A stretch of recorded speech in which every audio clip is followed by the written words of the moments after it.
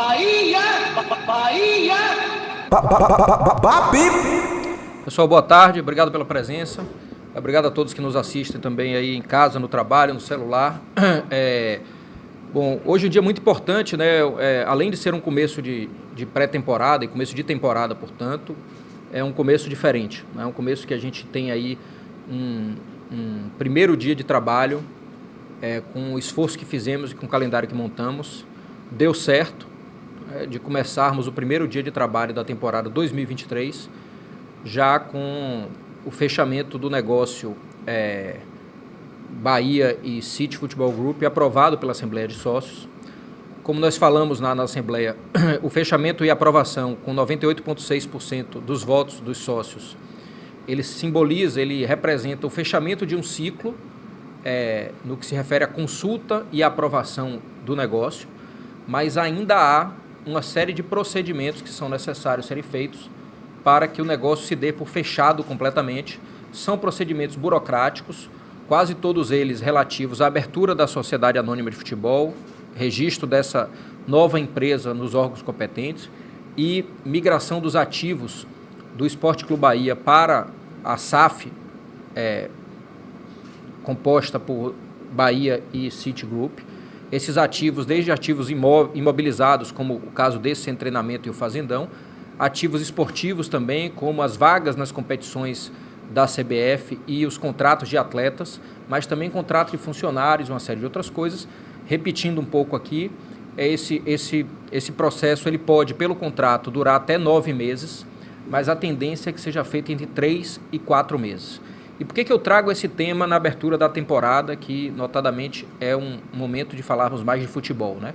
Porque, ocasionalmente, vocês ainda me verão aqui, como presidente do clube, me posicionando e falando sobre algum tema relativo ao clube, porque por mais 3 ou 4 meses eu ainda estarei com a responsabilidade formal da liderança do clube.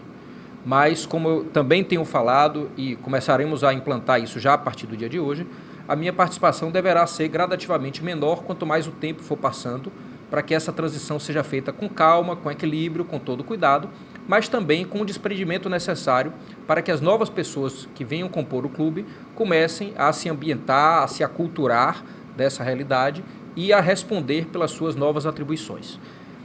Dito isso, a gente tem aqui a chegada de 2 novas lideranças do clube. A primeira, Carlos Santoro, conhecido como Cadu, que foi designado conjuntamente pelo City e pelo Esporte Clube Bahia para exercer, a partir de hoje, a função de diretor de futebol. A gente tem que primeiro agradecer as pessoas que estavam aqui antes, e aqui especialmente a Freeland e a Renê, que são 2 membros da comissão anterior, da liderança da diretoria de futebol anterior, que não seguirão com a gente. O nosso agradecimento. A gente sabe que, como todo processo novo, há algumas mudanças que não significam necessariamente uma avaliação negativa do trabalho que estava sendo feito, muito pelo contrário. Freeland, mais uma vez, teve sucesso na chegada a um clube, como fez no Botafogo em 2021, fez também no Bahia em 2022, e foi muito bem sucedido na liderança do processo do futebol para chegar ao clube ao acesso à Série A. Portanto, nosso muito obrigado a Freeland. E a Renê também, o nosso carinho especial, ex-atleta do clube, uma pessoa que foi muito importante nos anos 2021 e 2022, que sai pela porta da frente e com o coração completamente ligado ao Esporte Clube Bahia mais uma vez, e eu tenho certeza que vai brilhar para onde for. Tanto o Freeland quanto o Renê vão brilhar, não importa onde estejam, e o nosso agradecimento a ambos, né? Mas a vida é assim, a vida é feita de ciclos, e a gente, começando o novo ciclo, tem a presença aqui de Carlos Santoro, que é alguém, e vocês vão aprender a lidar com ele no dia a dia, muito mais de trabalho do que de falar, né? Mas como até a própria característica do grupo, né, Cadu, eu diria assim, é uma outra lógica de comunicação, até em relação ao que nós estamos acostumados no Brasil, mas sim precisará trazer a cultura do grupo e também se adequar à realidade do que é o estilo de comunicação no Brasil, a forma como a gente se relaciona com a imprensa e com a torcida, um pouco mais aberta. Então, esses processos vão se aproximando no final das contas, mas a gente tem aqui a chegada, com muito orgulho, de Cadu, que vem e é escolhido conjuntamente, como eu disse, pelo Esporte Clube Bahia, por mim e por Vitor, e também pelo Grupo City, que nos ajuda nesse processo enquanto a transição não se encerra. E foi uma escolha que dá uma mensagem muito clara para o projeto do City e do Bahia aqui no Brasil. Qual é a mensagem? Quanto menos tempo a gente puder, em menos tempo, aproximar a nossa cultura esportiva da cultura do City Group, melhor.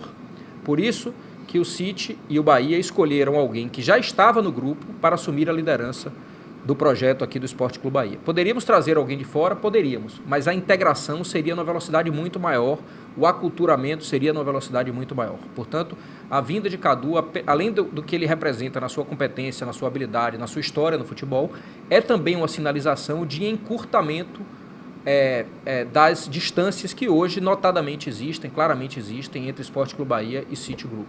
Então, Cadu, seja bem-vindo, obrigado pela confiança, por aceitar esse convite. Como eu já falei, uma escolha do Esporte Clube Bahia junto com o City Group, e que nesse período de transição, Cadu vai aos poucos se ambientando, se assenhorando de todas as circunstâncias e a cultura do clube, mas é alguém que já vem há muito tempo, já é uma figura, digamos assim, eu diria, Cadu, perseguida nos aeroportos, nos jogos, né? A imprensa ali sempre, de uma forma muito elegante e cuidadosa, vai procurando cadê Cadu, buscando uma foto ali de bastidor, né?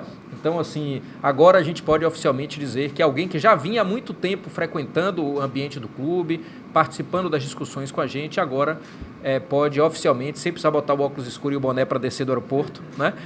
Pode aqui estar mostrando a cara e nos ajudando de forma mais objetiva. E a segunda pessoa, né, também o nosso agradecimento a Renato, que vem de um histórico brilhante de trabalho em formação de base, né, com, salvo engano, quase 20 anos do Benfica, isso, 18 anos do Benfica, quer dizer que é um dos grandes clubes europeus, não só de resultado esportivo, mas também de histórico de formação de atletas. Então o Renato passou 18 anos nas divisões de base do Benfica, o que é uma escola absurda, né, positivamente absurda para a nossa realidade.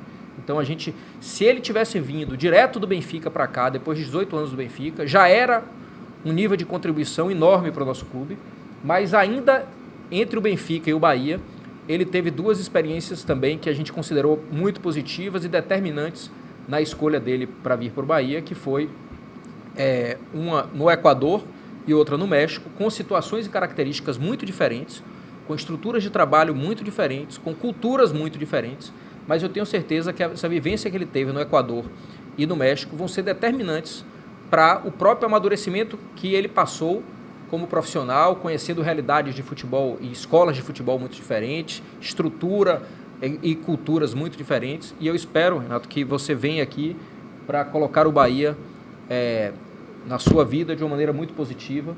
A gente agradece demais uma escolha que é feita reciprocamente, né? O Bahia escolhe Renato e Renato escolhe o Bahia. E agradeço também pelo empenho de toda a comissão técnica, que primeiro também escolheu o Bahia, então nosso agradecimento, pôde vir muito rapidamente, né? Às vezes até de um dia para o outro decidir a vinda e poder se deslocar ao Brasil, a outro país, também a gente agradece, e um abraço especial para as famílias também que compreendem esse momento do futebol e essas circunstâncias necessárias do futebol. E eu diria que a partir de agora todos nós vamos nos acostumar com essas duas pessoas aqui dentro que vão comandar a diretriz e a estratégia do futebol do clube e o outro o campo e as metas que nós temos dentro do campo para que a gente consiga atingir da melhor forma possível. A vocês, o meu agradecimento aqui para mim também é uma despedida. É lógico que vocês ainda vão me ver muitas vezes tratando de outros temas do Bahia, né? Continuarei, como já falei, tratando de vários outros temas. Temos uma burocracia enorme para tratar daqui para frente, até o fechamento do negócio, até a conclusão do negócio, mas cada vez menos, como já me afastei bastante do futebol em 2022, mas agora ainda mais, eu diria que praticamente eu me despeço desse momento das comunicações relativas ao futebol, fato que eu já vinha fazendo ao longo de 2022, mas agora cada vez mais por razões óbvias e porque a gente fez o negócio, a gente fez uma SAF, estamos constituindo a SAF para que o comando do futebol esteja sob o olhar e sobre os braços de outras pessoas que não nós. Portanto, mais uma vez, o meu agradecimento a todos vocês que cobrem o Bahia aqui diariamente, passar a palavra para Cadu, que fará uma breve comunicação a todos, e depois deixaremos Renato aqui à disposição de além das palavras que ele vai dar, de algumas perguntas que vocês queiram trazer. Tá bom? Obrigado e boa tarde a todos. Obrigado, Guilherme. Obrigado a todos. É um prazer estar aqui hoje, num momento importante na história do Bahia, nesse processo agora de transição, que é algo que, como a gente vem falando, existe algumas fases importantes, mas o Bahia e o City Football Group entenderam que era um movimento necessário, a minha chegada aqui no clube, para ajudar nessa implementação em algumas decisões estratégicas, dentre elas a escolha do professor Renato Paiva.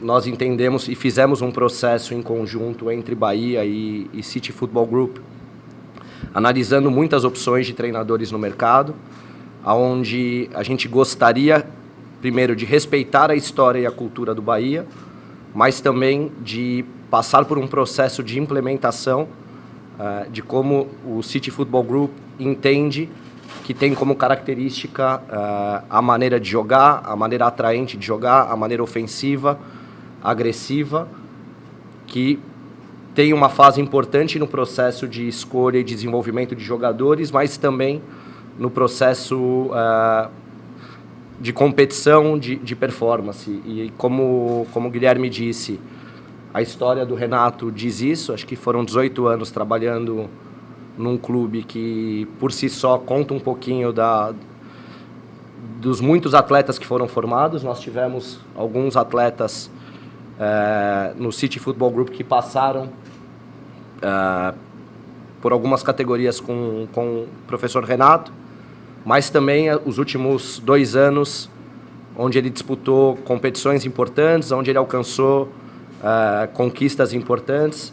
A gente entendeu que essas 2 fases do processo, elas são importantes. Então, primeiro agradecer ao professor Renato, à comissão técnica, por aceitar o nosso convite e que a gente possa fazer juntos uma boa temporada, implementar alguns processos que vão ser importantes desde as escolhas dos atletas até a implementação no campo, tudo isso. Então, mais uma vez, obrigado, Guilherme, pelas palavras, obrigado, Renato, e bem-vindo. A gente vai fazer agora só uma foto dos 3 juntos e aí depois vai ficar só o professor no meio, tá? Fica a foto aí. E todo mundo.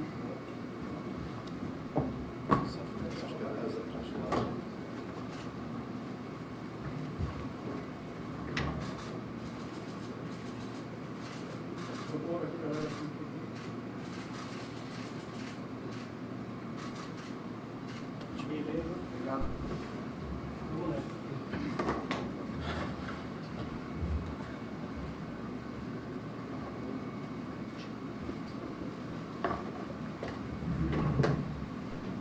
Já pode dar primeiro para mim. Podemos seguir, senhores? Sim? Vamos lá, Matheus. Boa tarde, professor, seja bem-vindo. O que foi determinante na escolha do senhor para poder vir para o Brasil e treinar o Bahia? Boa tarde a todos.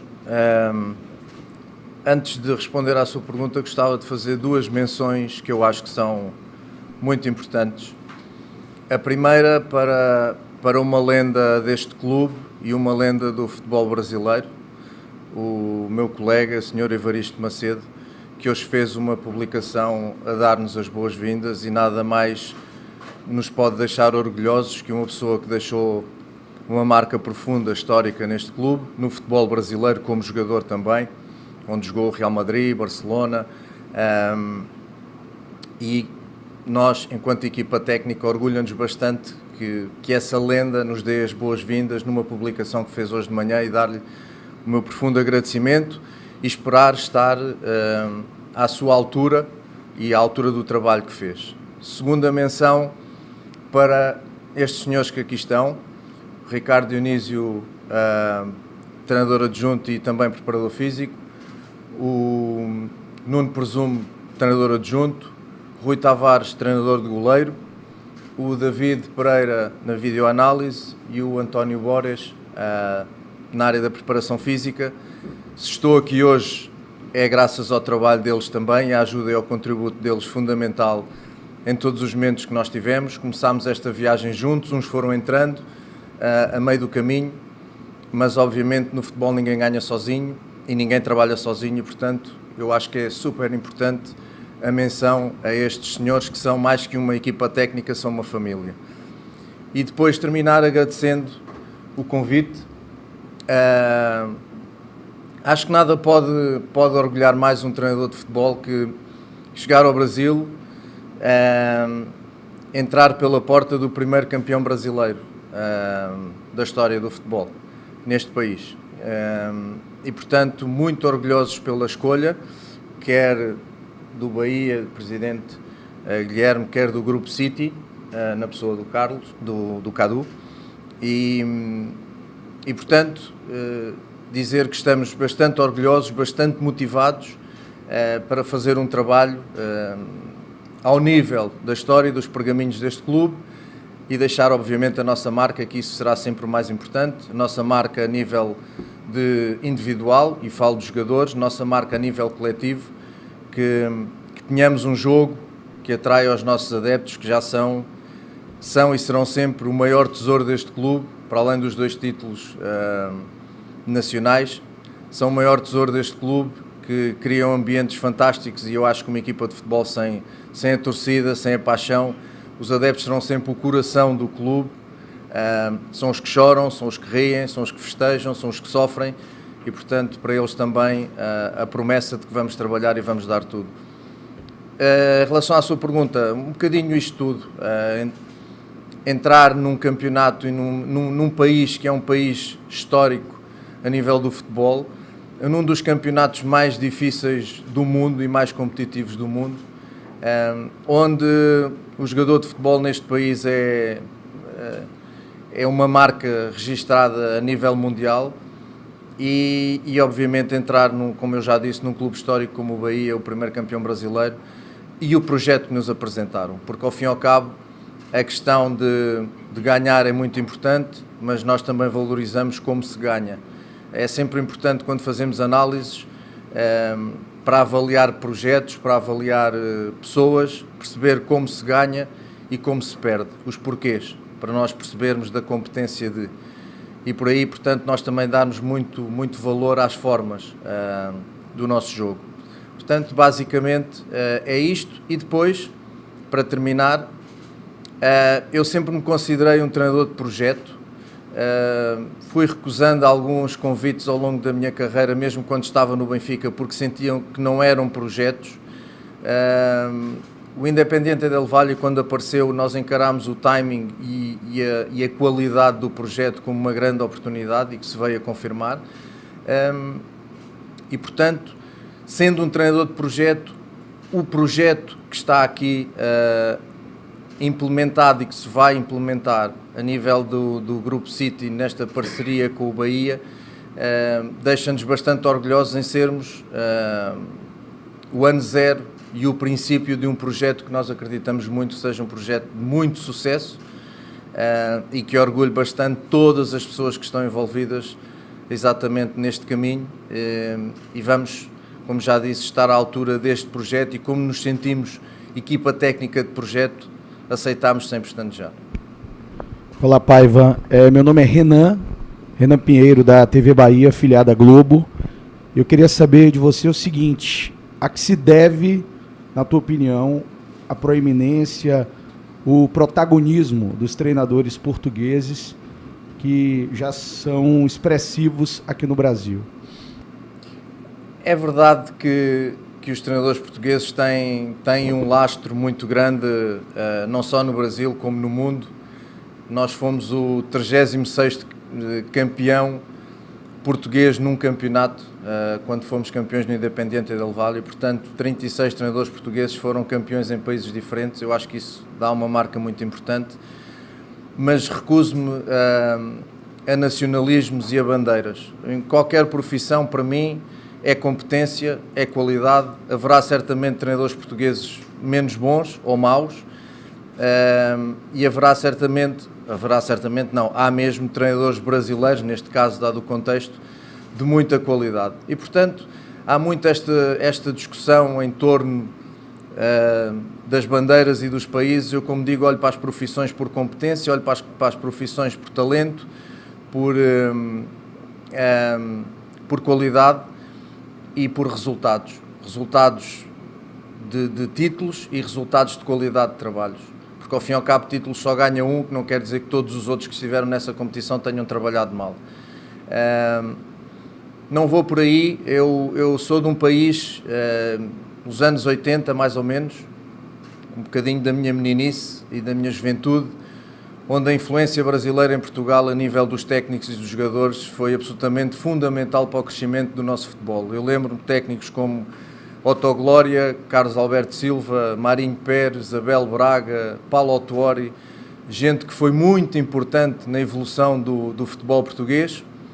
E depois, já para não falar de lendas como Carlos Moser, Ricardo Gomes, Aldair, Valdo, Ricardo Rocha, Geraldão, Celso, enfim, um sem número de jogadores também brasileiros que foram absolutamente fundamentais no crescimento do futebol português.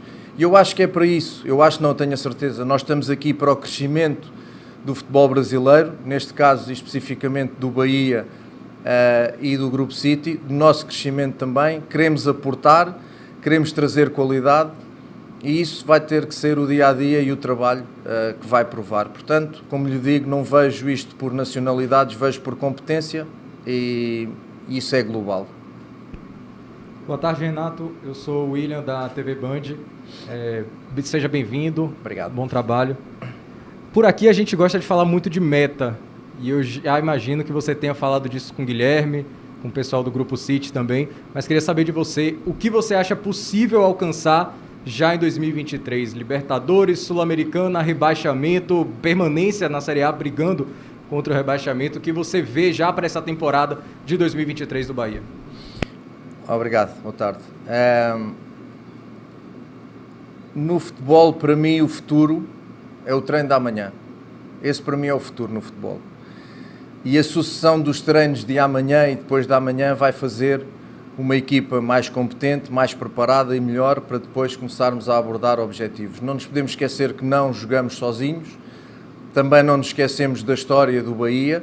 É verdade que nos últimos anos eu gostaria de lhe chamar um gigante adormecido, porque é um gigante deste país, mas que em nível de títulos e de expressão tem estado um bocadinho abaixo daquilo que tem sido a sua história. Gostaríamos muito de estar conectados e de estar ligados ao reerguer e ao acordar desse gigante, mas, como já disse, é um processo, este é o ano zero, é um processo que vai demorar o seu tempo. Vamos ter uma equipa com muitas alterações, portanto vamos precisar de tempo para pôr todos estes jogadores a jogar e a pensar de uma só forma.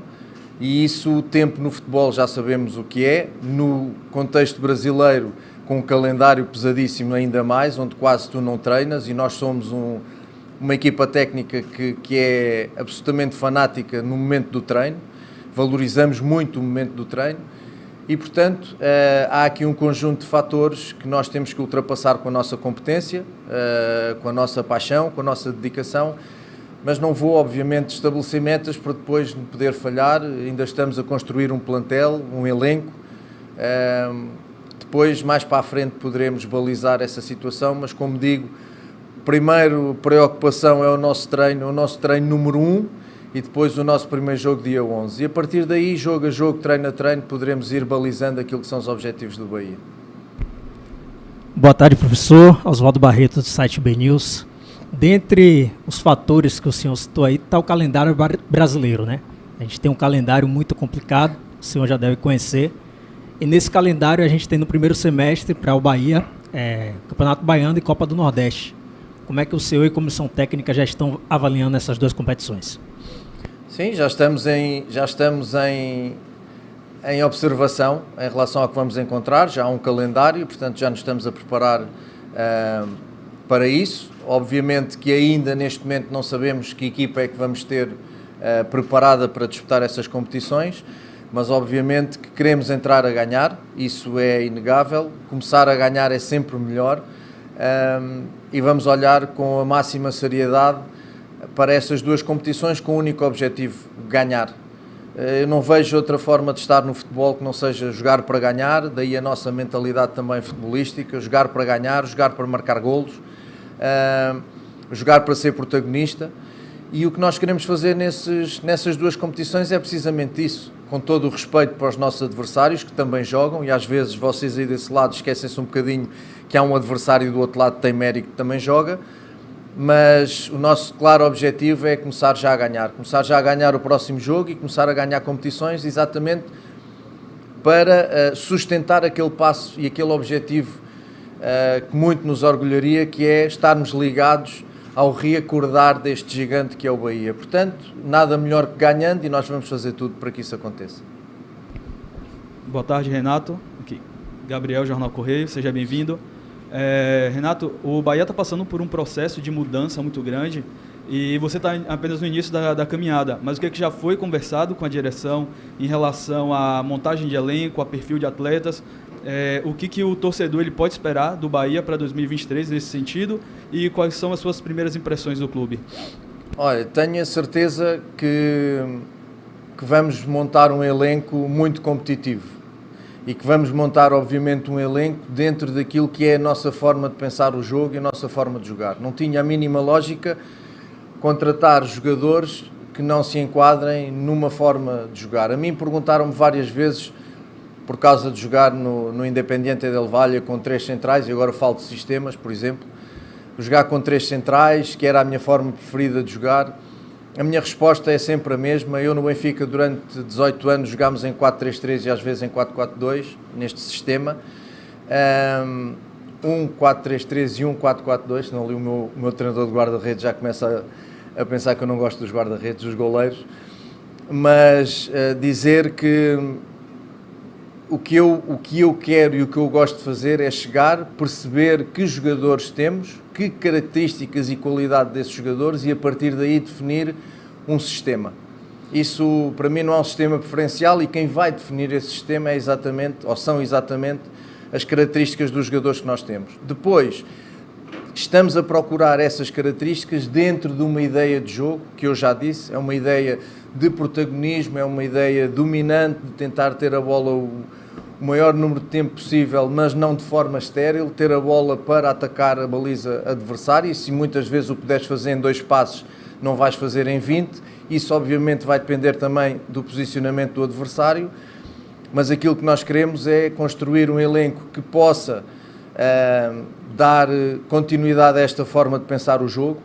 É uma forma de pensar o jogo para nós importante, porque desenvolve muito o jogador a nível individual. O jogador vai ter muito tempo a bola, vai ser exposto a muitas decisões e a sua qualidade vai aumentar.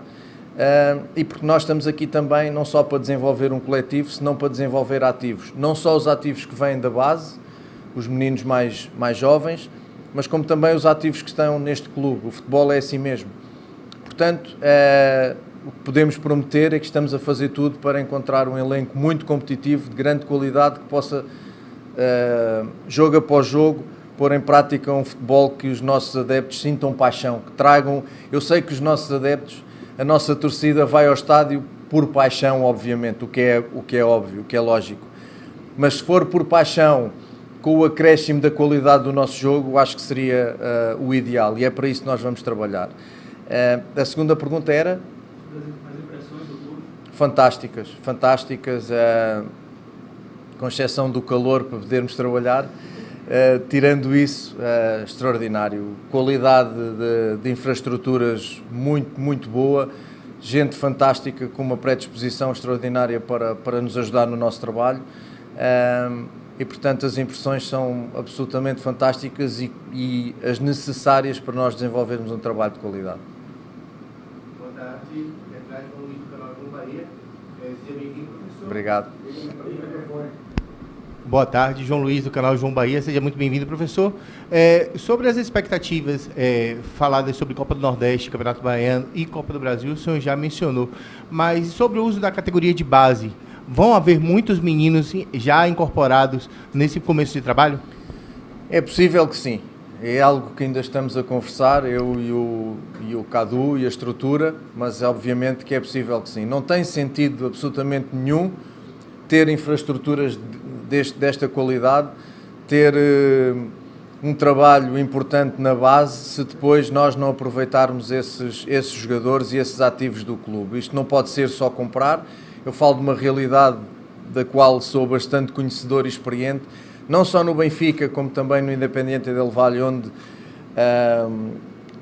as camadas jovens, o futebol de base era absolutamente fantástico a nível de estruturação e de qualidade de jogadores, no qual nós subimos, perdi a conta e vendemos alguns 8 jogadores vindos da base do Independiente del Valle. Portanto, é isso que nós, foi para isso também que nós viemos, vamos prestar muita atenção e vamos encontrar um equilíbrio, porque também não é só com o menino que ganha jogos e ganha campeonatos e ganha competições difíceis, é num equilíbrio que nós queremos entre jovens, entre jogadores de meia idade com experiência e jogadores um bocadinho mais experientes e de uma idade um bocadinho mais avançada. Esta mescla nós acreditamos muito que é fundamental para termos sucesso e, portanto, é a partir daqui que nós vamos trabalhar. Boa tarde, professor. Boa sorte no trabalho aí à frente do Bahia. Matheus Barbato, do canal Sou Mais Bahia. Obrigado. Gostaria de saber um pouco sobre as referências, tanto no futebol brasileiro quanto no português. Você, em uma entrevista, falou um pouco sobre a proximidade que tem com Abel Ferreira, do trabalho que já desenvolveu com Jorge Jesus também. Quanto eles contribuíram, e Abel até com um pouco de informações sobre o futebol brasileiro, para que você possa vir aí mais respaldado para trabalhar por aqui. Sim. Bem, Jorge Jesus, eu tenho um histórico desde que entrei para o Benfica.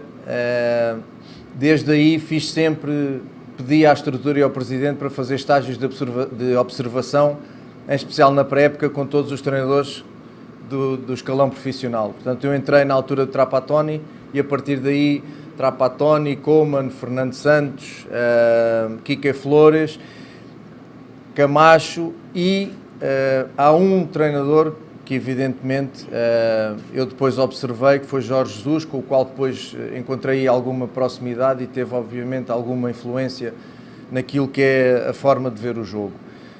À parte disso, também fiz outros estágios, um em Barcelona, onde tive também aí uma influência forte, não só de como trabalhava La Masia, mas como também Pep Guardiola, e daí um bocadinho as minhas influências, as minhas aprendizagens em função dessa forma de jogar, que está muito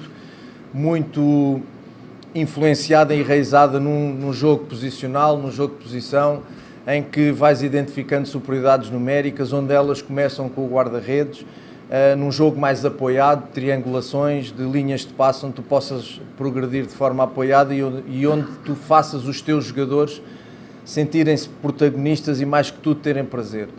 Nós não nos podemos esquecer que o treinador presta um serviço, que é elaborar uma unidade de treino ou passar uma forma de jogar a um jogador, a alguém que é um jogador. E se ele não te comprar essa ideia e não tiver prazer nisso que tu lhe passas, podes pensar que estás a elaborar o melhor exercício do mundo, porque depois quem o vai pôr em prática é o jogador. E, portanto, para nós, sempre disse isto e sempre direi, o mais importante num jogo de futebol é o jogador. E nós temos de ter essa preocupação. Portanto, daí essas influências fortes. E depois o Abel conheci mais tarde. Tivemos alguns momentos na pandemia, fechados em casa, fazer umas videochamadas com um quadro tático na parede e a partir daí falar do treino e do jogo. Não se podia fazer outra coisa.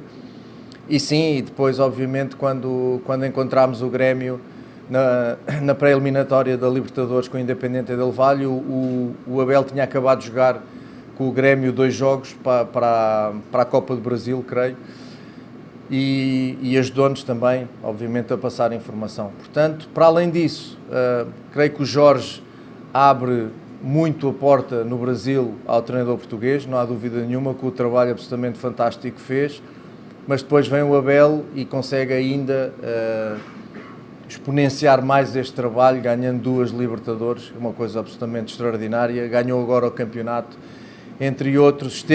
Esteve em decisões que as perdeu em penaltis, mas esteve em decisões. Às vezes as pessoas esquecem-se disto, o importante que é estar numa decisão, não é? Portanto, tenho influências fortes destas pessoas e contribuíram de maneira muito determinante para o treinador que sou hoje. Professor, boa tarde, seja bem-vindo. Antônio Neto, do canal SBTV. Muitos jogadores atualmente, né, da seleção portuguesa na Copa do Mundo passaram por sua mão, digamos assim. E um lema do grupo é que eles não contratam estrelas, eles trabalham para que futuramente eles se tornem estrelas. Como é que você pode trazer um pouco dessa filosofia aliado ao que você já trabalhou em outras equipes e até em presenças ali no bastidor do Manchester City, como foi quando você falou um pouco sobre o Guardiola?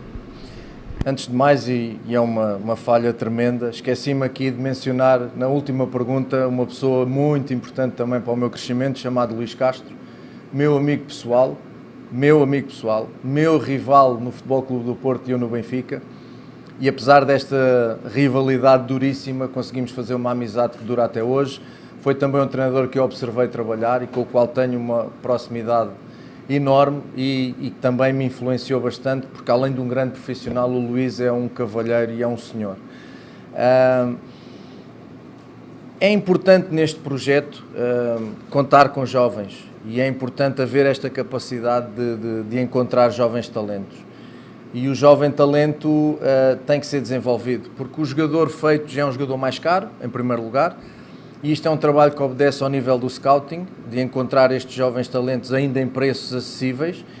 E depois, este é o nosso trabalho. O trabalho do treinador é precisamente receber estes diamantes e a partir daí poli-los de forma a que eles cresçam, recebam essas influências, melhorem, porque para mim um jogador, até o último dia da sua carreira, com 36, 37, pode aprender e deve aprender, não só os jogadores jovens. Acredito muito nisso. E, portanto, acredito igualmente na capacidade destes senhores que trabalham comigo.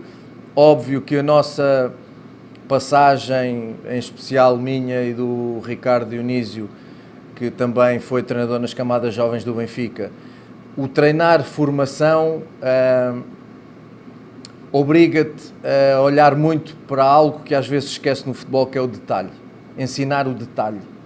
E às vezes ensinar o detalhe faz toda a diferença. E quando o jogo hoje em dia está cada vez mais competitivo, cada vez mais equilibrado, cada vez mais paralelo, em muitas das situações o detalhe faz toda a diferença. E nós acreditamos muito, porque passámos uma vida inteira a olhar para o detalhe e ensinar o detalhe, acreditamos muito na nossa capacidade e viemos também para isto. Vamos receber jovens de muito talento e queremos que eles cresçam, porque esse é o nosso objetivo também, e individualmente depois que possam realizar ou formar um grupo muito competitivo, que jogue todos os jogos, elevando o nome do Bahia, e jogar para ganhar, não há outra hipótese. Agora, é óbvio que é um trabalho que exige paciência, porque os jovens têm altos e baixos, têm estágios de evolução e às vezes estagnam também.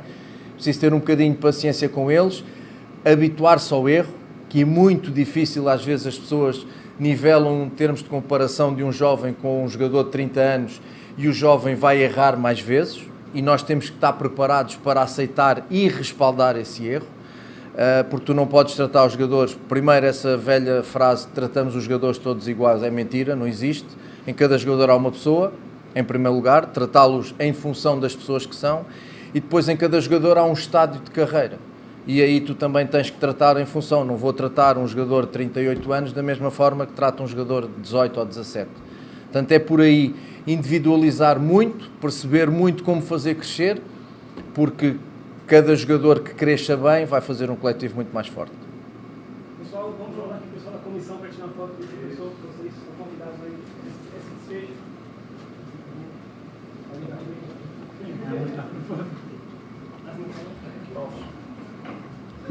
Aí é o quê? Tem que subir aqui. Não querem subir aqui? Aqui, Ricardo. Aí por cima?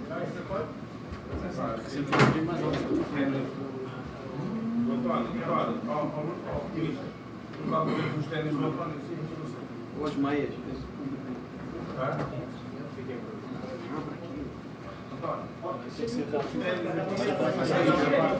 Tem que ser rápido, senão não rebenta. António, mal.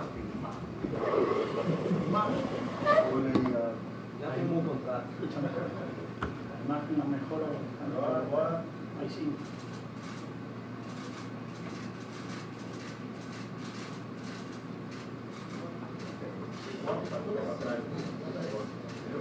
Beleza?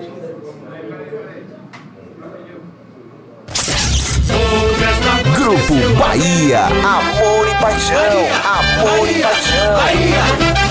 Bahia, Bahia.